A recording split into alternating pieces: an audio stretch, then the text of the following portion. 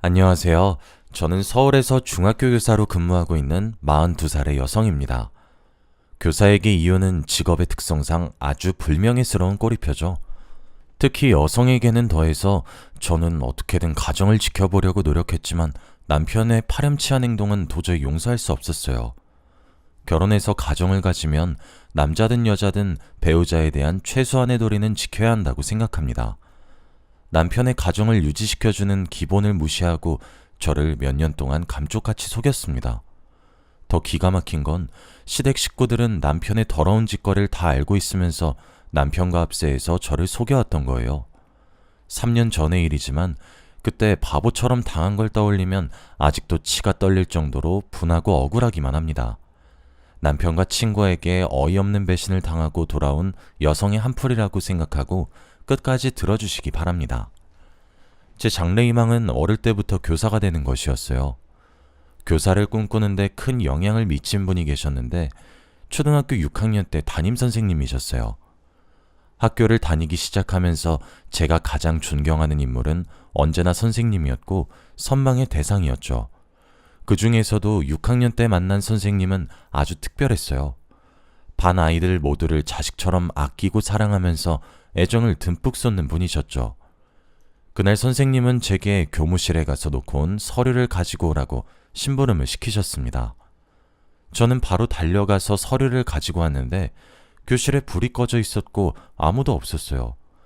무슨 영문인지 몰라서 겁이 덜컥 나서 심호흡을 하고 떨리는 손으로 조심스럽게 문을 열었는데 불이 확 켜지면서 케이크를 든 선생님과 반 친구들이 뒷문으로 우르르 몰려들어왔어요. 자, 모두 축하 노래 시작!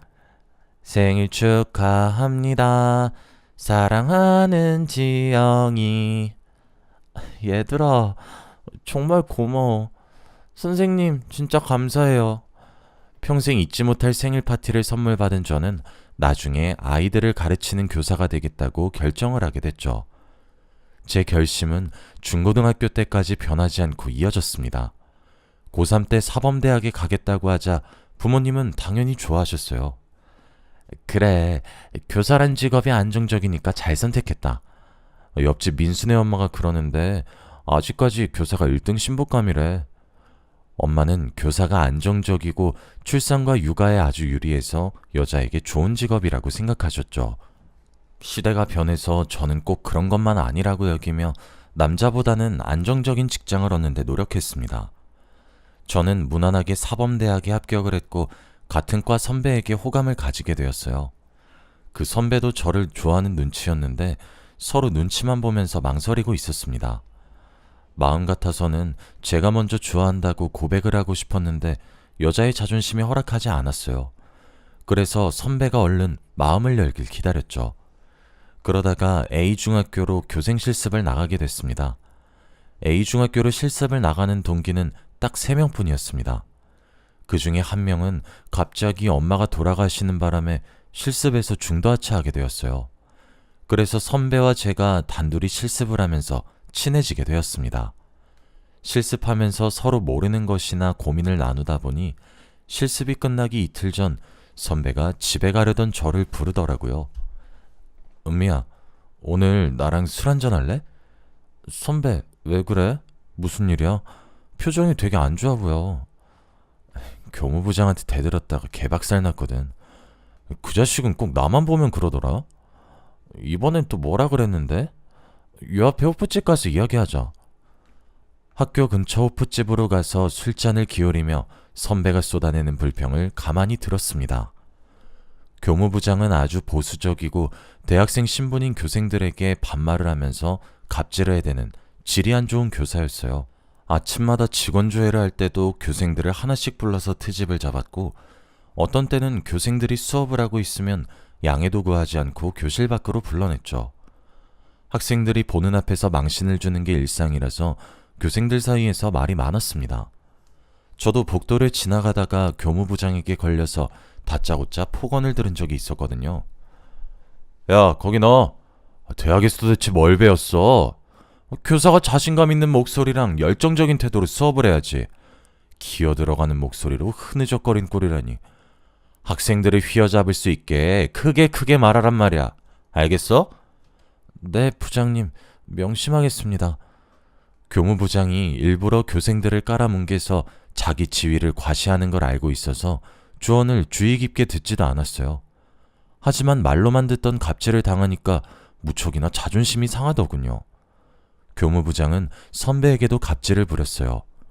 그날도 선배가 열심히 수업을 하고 있는데 갑자기 뒷문이 열리더니 교무부장이 선배에게 복도로 나오라는 손짓을 했다는 거예요.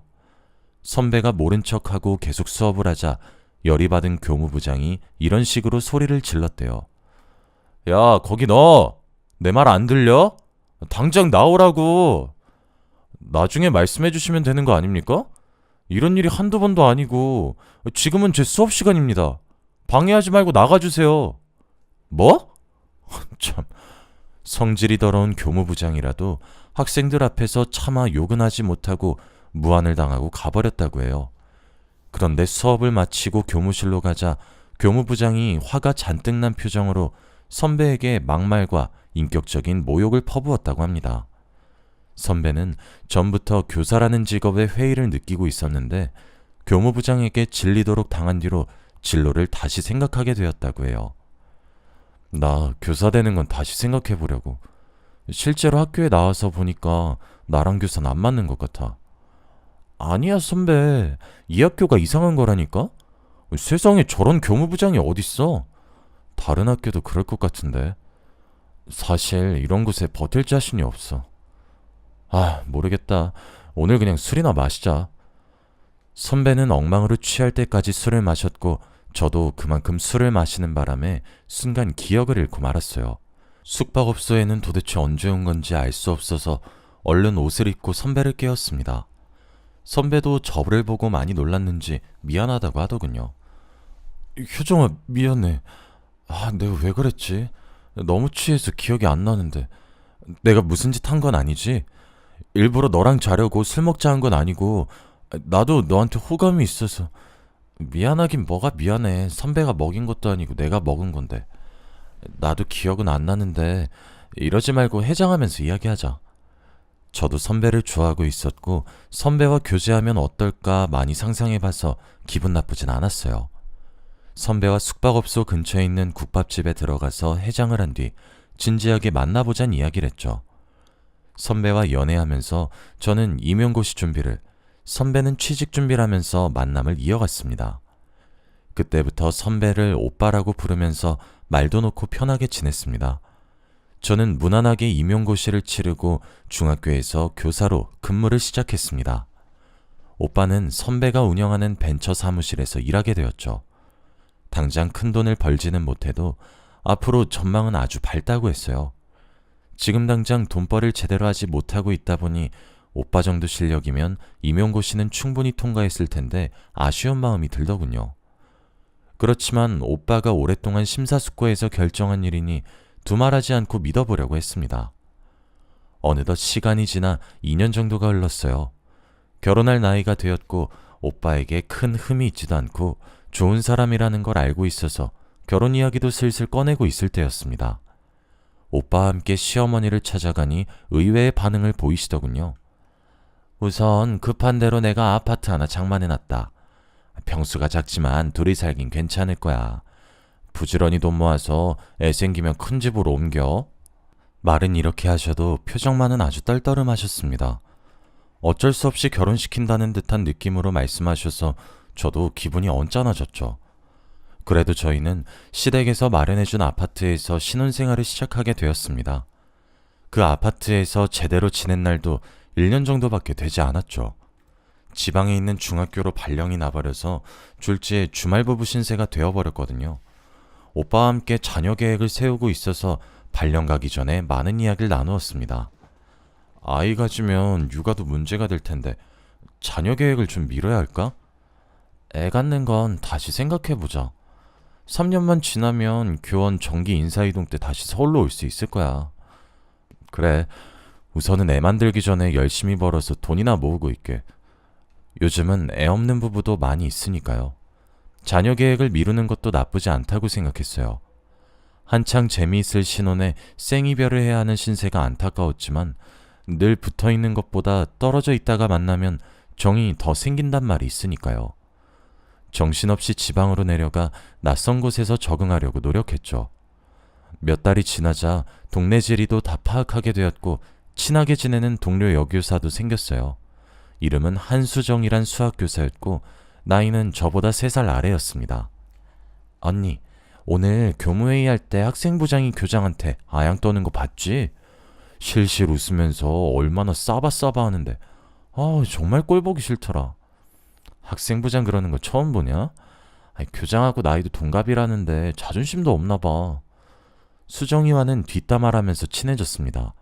쉬는 시간이나 점심시간 때 몰래 빠져나와서 마음에 안 드는 다른 교사들을 속이 후련해질 때까지 씹어댔죠.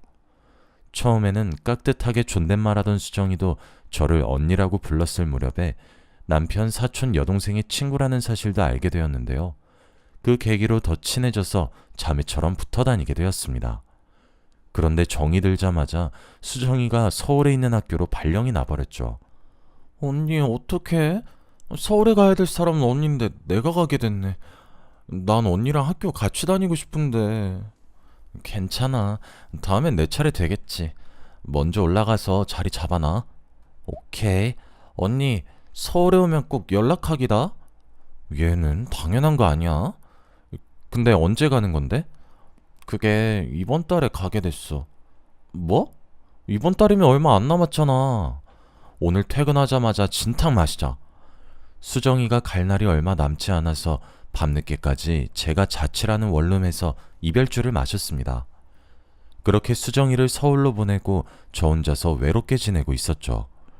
아마 우리 오빠가 없으면 주말에도 처량하게 지냈을 거예요. 그날도 주말이 되어서 오빠가 있는 집으로 올라갔는데 뭔가 이상한 느낌이 들었어요. 왠지 그 전하고는 집이 달라진 것 같았죠. 먼저 냄새부터 달라진 것 같았어요. 오빠가 혼자 사는 집이라 주말마다 제가 와서 치우고 방향제를 뿌려도 남자 특유의 냄새가 풍겼거든요. 그런데 이젠 그런 냄새가 나지 않고 제가 쓰지 않는 향수와 방향제 냄새가 나는 것 같았어요. 처음에는 제가 예민해졌다고 생각했는데 얼마 뒤에 집에 있어서는 안 되는 물건을 발견하고 말았습니다. 욕실 선반에서 여자들이 쓸만한 머리끈이 있어서 깜짝 놀랐죠. 흔히 곱창밴드라고 불리는 머리끈이었는데 아무리 생각해봐도 오빠가 그걸 사용할 것 같지 않았거든요. 그래서 오빠에게 그 머리끈을 보여주면서 물었죠. 오빠, 이게 뭐야? 나 이런 머리끈 쓴 적이 없는데 이런 게 왜 있는 거야? 며칠 전에 정혜가 와서 자고 갔거든. 그때 두고 갔나 봐. 정혜는 남편의 사촌 여동생이었어요. 대전에 살지만 서울에 자주 올라왔고 그때마다 오빠에게 들러서 가끔씩 자고 간다고 했거든요.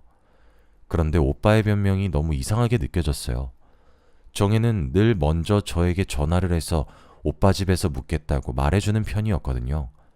잠깐 오빠를 의심했지만 정혜가 깜빡하고 전화를 안 준 거라고 생각했습니다.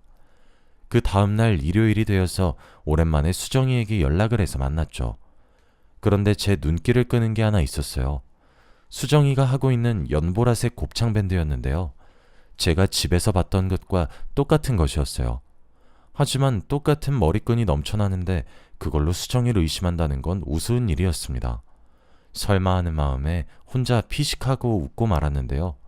그래도 수정이와 함께 있는 내내 머리끈이 신경 쓰여서 물어보고 말았습니다. 수정아, 머리끈 어디서 샀어? 되게 예쁘다. 지하상가에서 샀어. 사실 이 디자인으로 사고 싶었는데 보라색이 없더라고. 우연히 보고 이거다 싶어서 샀지. 수정이는 저와 학교에 다닐 때부터 눈에 띌 정도로 보라색을 좋아했었어요. 옷, 가방, 액세서리는 물론 볼펜이나 수첩도 보라색만 고집할 정도였으니까요. 수정이가 저 몰래 이 집에 왔다는 생각이 머릿속에서 잊혀지지 않아서 정혜에게 전화를 걸어볼 수밖에 없었죠. 여보세요? 정혜야, 혹시 지금 전화 가능하니? 어머 언니, 오랜만이야. 당연히 가능하지. 마침 너무 심심했는데 잘됐다. 무슨 일이야? 그러면 만나서 이야기할까? 내가 밥이랑 커피 사줄게. 좋지. 나 오늘 완전 프리해. 당장 서울로 고고싱 할게. 정혜를 만나서 밥을 먹고 커피를 마신 다음에 백화점에 들렀어요. 날씨가 너무 더워서 시원한 백화점 안에서 아이 쇼핑을 하려고 했죠. 그런데 보라색 머리끈이 눈에 띄어서 정혜에게 사주겠다고 내밀어 보았어요. 정혜야, 이 머리끈 어때? 보라색이 예쁘네. 하나 사줄게. 아, 언니, 난 보라색이 안 어울려. 저번에 보라색 샀다가 애들이 엄청 뭐라 해서 혼났어. 보라색 말고 노란색 사주면 안 돼? 정혜는 보라색이 아니라 노란색 곱창 밴드를 고르더라고요. 그래서 정혜한테 묻고 말았습니다. 정혜야, 혹시 너 나한테 말 안 하고 우리 집 온 적 있어? 어? 나 그런 적 없는데. 나 항상 갈 때마다 언니한테 말했잖아. 정혜 말을 듣고 나니 화가 치밀어 올랐습니다. 저한테 말도 안 하고 여자를 재운 것도 모자라 저를 속이다뇨. 그래서 바로 오빠에게 전화를 해서 물어보았지만 오빠의 대답은 한결같았습니다. 갑자기 그 이야기는 왜 또 꺼내는 건데? 정혜가 기억을 못하는 거겠지. 정혜 바꿔봐. 애꿎은 정혜한테 화풀이를 하려고 하길래 저는 됐다고 했죠. 제대로 된 증거를 확인해 봐야겠다는 생각에 얼른 정혜와 헤어지고 오빠와 살던 집으로 돌아왔습니다. 그래서 관리사무소에 가서 CCTV를 보여달라고 했죠. CCTV요? 무슨 일 있으셨길래 갑자기 물어보시는 거죠? 남편이 바람 피는 것 같아서 그래요. 딱 한 번만 보여주시면 안 될까요? 그건 곤란합니다. 주민이라고 다 공개해드리는 게 아니라 경찰이 정식으로 요청했을 때만 보여드리고 있어요.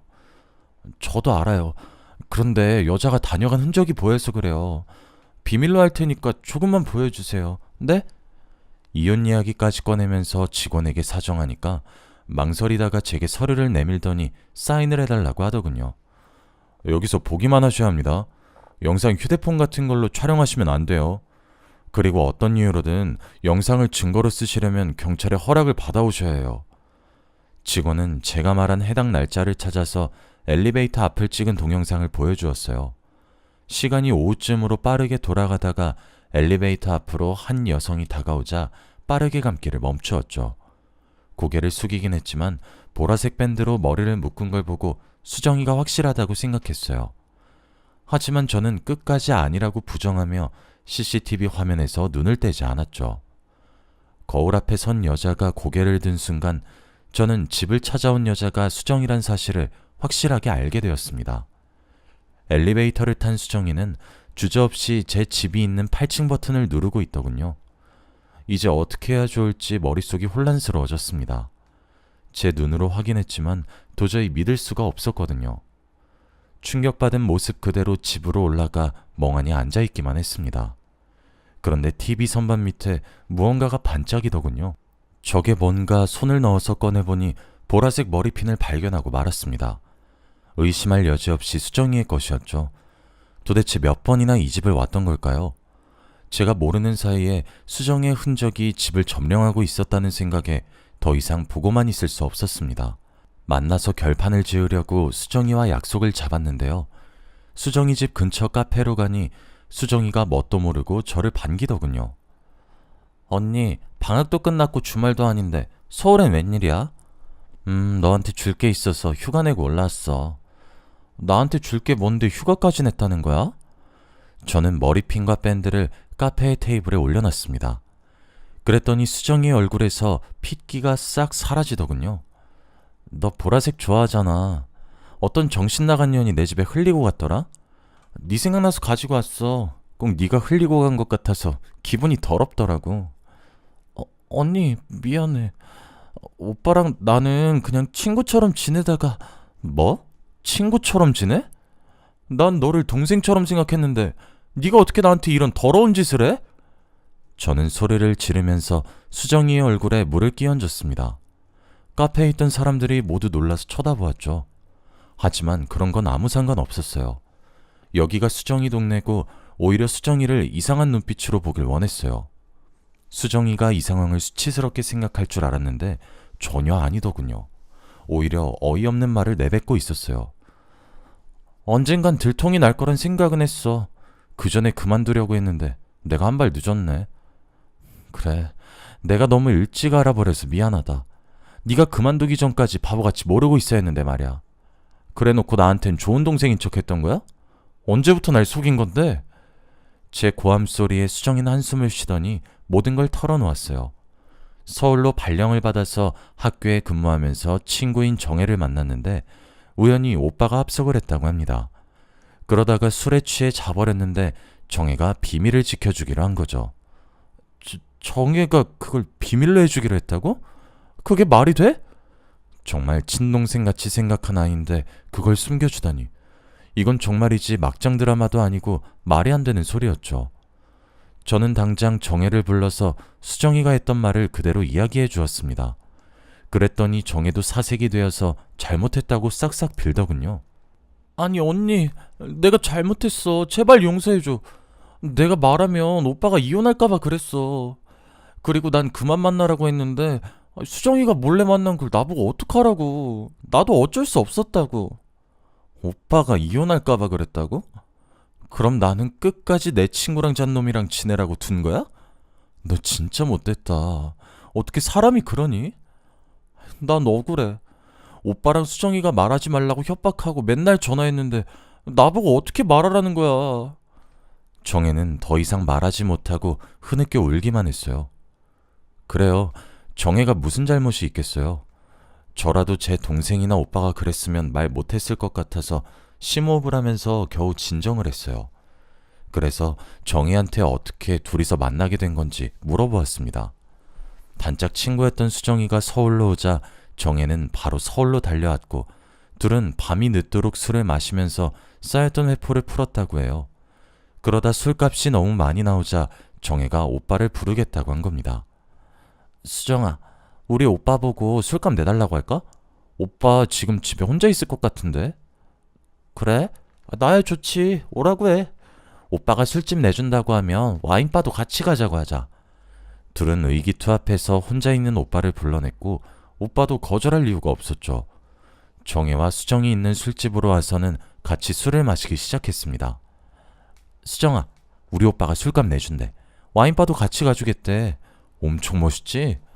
정혜야, 입에 침이나 바르고 그런 소리 해라. 맨날 배 나온 아저씨라고 타박만 하더니 왜 이래?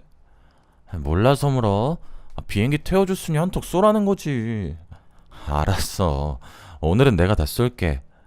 정혜는 술에 취했지만 수정과 오빠가 여러 번 눈이 마주치고 묘한 분위기가 풍긴다는 사실을 알아차렸다고 합니다. 그러다 새벽까지 같이 술을 마셨고 수정이는 술에 취할수록 오빠에게 아양을 떨었다고 하죠. 정혜도 무척이나 취해 둘이 붙어있지 말라고 중얼거렸다고 하는데요. 정신을 차렸을 때에는 택시 아니었고 택시 아저씨가 도착했으니 얼른 내리라고 소리를 지르고 있었다고 했습니다. 그래서 얼른 내려서 집으로 들어가 잠에 들었는데 다음날 오빠가 전화를 해 충격적인 말을 전했다고 합니다. 너 오늘 수정이 만난 거 말하면 안 된다. 어제 한 짓 다 잊어버려야 돼. 뭐? 어제 한 짓? 정혜는 그제야 어제 일어난 일들을 떠올렸다고 했습니다. 수정이와 오빠가 기대다가 끌어안고 입을 맞추던 게 생각이나 정혜가 펄쩍 뛰었다고 말해주었죠. 오빠 미쳤어? 설마 수정이랑 잔 건 아니지? 시끄러워. 자든 말든 말하지 말라고. 이혼당하면 네 탓인 줄 알아? 그러다 들키면 난 어쩌라고. 나더러 가정 파탄범이 되라는 말이야? 절대 안 돼. 안 들킬 자신 있어. 우리만 비밀 지키면 돼. 생각해봐. 마누라가 우리 만난 걸 어떻게 알겠어? 말이 된 소리래. 설마 언니 몰래 계속 만나려는 건 아니지? 어떻게 여동생 친구하고 그런 생각을 해? 정말 미친 거 아니야? 돈 줄게. 얼마면 돼? 너 얼마 전에 돈 필요하다고 했잖아. 여기서 돈 이야기가 왜 나와? 내가 오빠처럼 미친놈인 줄 알아? 너 여기서 언니 편 들어서 오빠 이혼당하게 만들래? 아니면 내 돈 받고 조용히 있을래? 어떻게 그런 비밀을 만들어? 난 못해. 난 언니한테 그런 비밀 못 만든다고. 거짓말 해달라는 게 아니라 모르는 척 입 닫고 있으면 된다니까? 그게 왜 어려운 건데? 내가 너 예전에 도둑질하다가 경찰서 간 거 엄마한테 확 말해버린다? 중학생 때 일을 왜 또 꺼내는 건데? 알았어, 말 안 할게. 조용히 있으면 될 거 아니야. 오빠가 이런 식으로 돈으로 매수하며 협박하는 바람에 정혜는 돈을 받고 모르는 척하고 있었다고 하죠. 수정이도 제 남편이란 걸 뻔히 알면서 오빠를 만난 이유가 따로 있었습니다. 정혜가 수정이 입에서 충격적인 말을 들었다고 전해 들었거든요. 죄책감에 잠을 못 이루던 정혜가 수정이를 만나 오빠를 만나지 말라고 설득시키려고 했답니다. 유부남을 왜 만나려고 하냐고 다른 남자를 소개시켜 주겠다고 하니 수정이 충격적인 대답을 했다고 하더군요. 남자? 나 남자 만날 생각 없어. 만나서 엔조이하기에 유부남이 딱 좋지. 싱글들은 한두 번 관계하면 꼭 자기 여자라고 생각하고 덤벼들어서 골치 아프다니까. 그런데 유부남이 뒤끝이 없어. 내가 해봐서 알아. 뭐? 너 정말로 유부남이랑 사귀어 본 적 있어? 몇 번 있었어. 용돈 준다니까 만난 거지 뭐. 정혜는 얌전한 줄 알았던 수정이에게 이런 발칙한 면이 있을 거라고는 생각조차 못했다고 합니다. 정혜에게 이런 자초지종을 듣고 나니 이제 오빠와 관계를 어떻게 정리할까 고민이 되었습니다. 마음 같아서는 오빠의 뺨을 후려갈기고 깨끗하게 갈라서 버리고 싶었죠. 그런데 제 발목을 잡는 게 하나 있었습니다. 교사라는 제 직업 때문이었죠.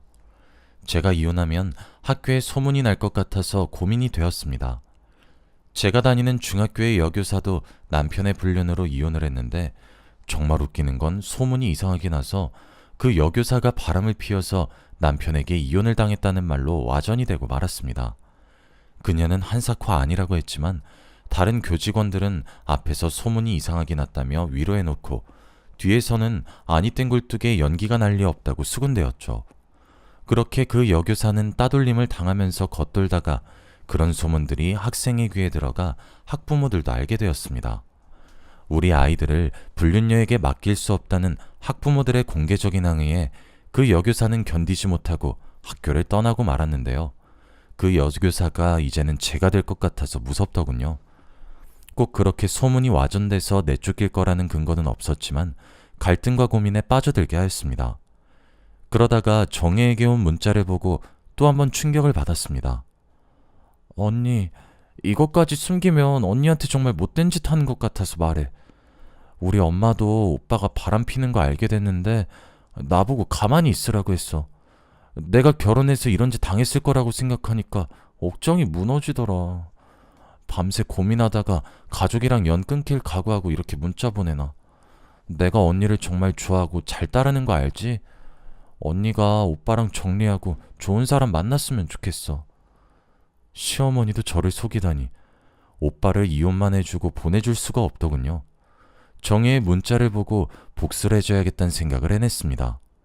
그래서 저는 얼른 정혜와 수정이에게 문자를 보내놨습니다. 앞으로 어떤 결과가 나오든 내가 알아서 할 테니까 가만히 입 다물고 있어. 오빠랑 연락하거나 만나지도 마. 저는 여러 번 정혜와 수정에게 오빠가 눈치채지 못하도록 입에 자물쇠를 채우라고 했어요. 아무것도 모르는 오빠는 수정이와 연락이 끊겨 아쉬웠는지 제가 주말에 올 때마다 부부관계를 원했어요. 하지만 여러 여자들과 어울리던 그 인간과 잠자리를 갖고 싶지 않았죠. 오늘은 좀 피곤하네. 그냥 쉬고 싶어. 그러니까 건드리지 마. 알았어. 귀찮게 안 할 테니까 먼저 자. 저는 누웠지만 잠이 오지 않았어요. 그래도 오빠가 꼴 보기 싫어서 자는 척하고 누워 있었습니다. 그런데 그때 오빠에게 전화가 걸려왔어요. 오빠는 저를 슥 쳐다보더니 거실로 나가더군요. 엄마, 집사람은 자고 있어. 괜찮으니까 말해. 수정이 그년이 전화한 줄 알았는데 시어머니의 전화였습니다. 오빠가 거실 소파에 앉아서 통화를 하고 있더군요. 시어머니가 무슨 말을 하는지 알 수 없었지만 오빠가 하는 대답을 들어보니 무슨 대화를 하는 건지 어림잡을 수 있었어요. 알겠어, 엄마. 내가 정리한다니까. 무슨 가정이 깨져. 내가 조심해서 지금까지 안 들켰는데. 그리고 수정이 내가 정리했어. 다른 남자 생겼는지 나 차단한 것 같더라고. 혜미도 정리한다니까. 알겠어. 잔소리 좀 하지 마. 만난 지 3년이 넘었는데 어떻게 바로 정리해. 나도 시간 필요하니까 기다려줘. 오빠가 저 몰래 다른 여자를 또 만나고 있었습니다. 혜미라면 저도 알고 있는 여자였어요. 오빠가 일하는 벤처 사무실에서 일하는 여직원이었죠. 오빠가 전화 통화하는 걸 계속 들어보니 교사라는 직업을 포기한 것도 혜미라는 내연녀가 마음에 들어서 선배의 사무실에 들어갔던 겁니다. 저와 결혼을 한 뒤에도 그녀와 내연 관계를 이어오고 있었던 거죠. 그래놓고 오빠는 시어머니께 비밀을 지키라는 당부의 말을 하더군요. 정리할 거니까 걱정 마. 내가 알아서 할게. 엄마도 비밀은 확실히 지켜야 돼. 알겠지? 둘의 전화 통화를 들은 저는 충격을 받아서 정신이 아찔해졌습니다. 얼마나 화가 치밀어 오르는지 당장 이불을 던지고 나가서 오빠의 멱살을 잡고 얼굴에 침이라도 뱉어주고 싶었죠. 하지만 제대로 된 복수를 위해 입술을 꽉 깨물고 억지로 참았습니다. 외도 증거를 확실히 잡아 법정에서 이기려고 집안에 카메라를 숨겨놨습니다. 연차내놓고 출근하는 척했다가 집 근처에 숨어 있었어요. 역시나 남편이란 작자는 제가 지방으로 내려갔다고 휴가까지 냈는지 사무실에 가지 않고 혜미란 여자를 데리고 왔더군요. 오빠와 혜미가 엘리베이터를 타고 올라가자마자 따라갔습니다. 현관문 앞에 서 있는데 둘이 히히덕거리는 게 들리더군요. 둘의 외도가 확실히 찍힐 때까지 기다렸습니다. 그리고 갑자기 문을 열고 들어갔죠. 지금 잘하는 짓이다. 나 몰래 이러고 다니니까 좋아? 여보, 나는 그게 아니라 더 이상 속이려고 들지 말고 솔직하게 털어놔. 이 여자 말고 수정이라도 잔 거지? 아니, 뭘 털어놓으라는 거야. 수정이랑 잔 건 또 뭐고? 당신 갑자기 와서 왜 그러는 건데? 혜미는 근처에서 이야기하다가 중요한 서류가 있어서 그거 가지러 온 거야. 오빠, 끝까지 거짓말 할 거야? 정혜랑 수정이가 전부 다 말했다고. 당신이 진짜 이 집에 들어와서 서류만 확인했는지 몰라도 당신이 이 여자랑 한 짓도 카메라에 찍혔어.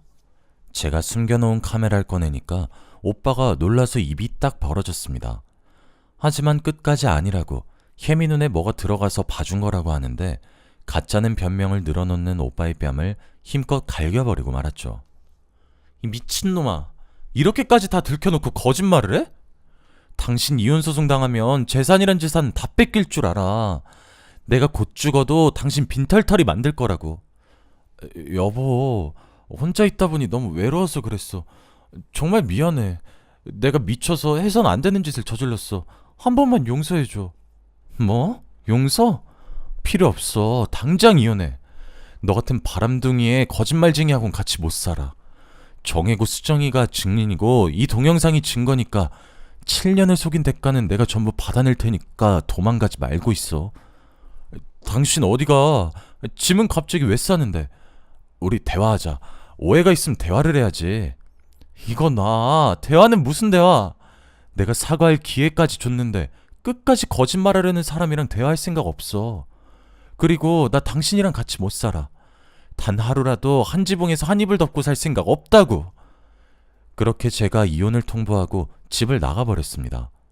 오빠가 또 시어머니에게 일렀는지 시어머니께서 득달같이 절 찾아와서 이혼은 절대 안 된다고 사정을 하더군요. 얘야, 한 번 바람 폈다고 이혼이라니.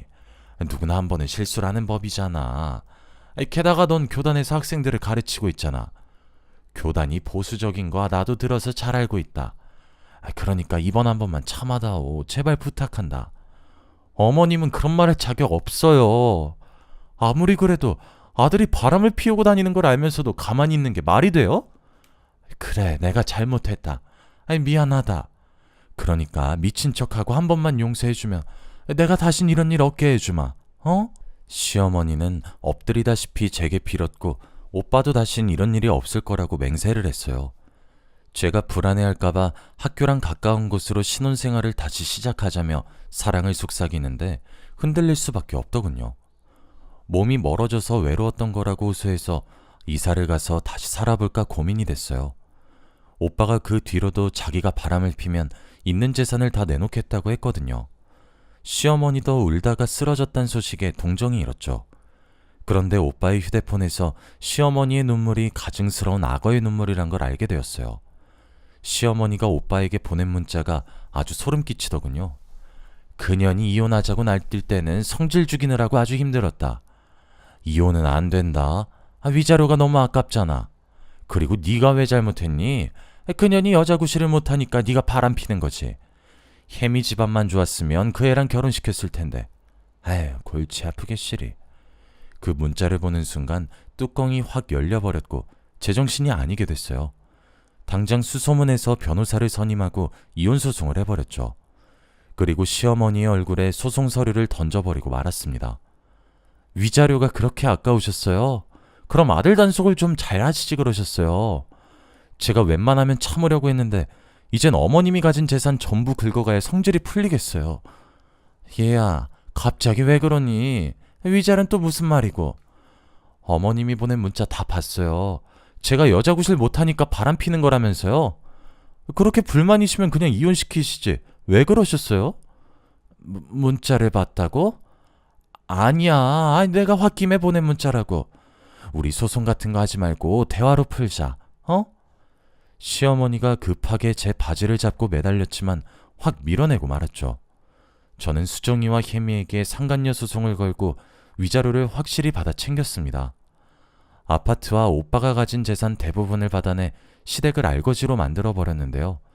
오빠가 바람을 폈다는 소문이 흘러들어갔는지 벤처 사무실에서 쫓겨났다고 하더군요.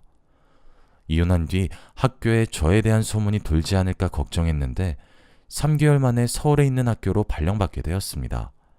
그래서 사람들이 제 치부를 알게 될까봐 불안해하지 않아도 됐죠. 여러분들 중에서도 배우자의 외도를 알고 참고 계시는 분들이 있을 거란 생각이 듭니다. 하지만 아무 희망이 없는 현실을 참고 견디는 것보다 새로운 인생을 찾는 게 훨씬 더 의미 있으실 거예요. 두려워하지 마시고 잘못된 게 있으면 바로잡으시고 저처럼 제대로 된 보상을 받으시길 바랍니다. 더 이상 불륜으로 상처받는 사람이 없길 바라며 이만 글을 줄이도록 하겠습니다. 감사합니다.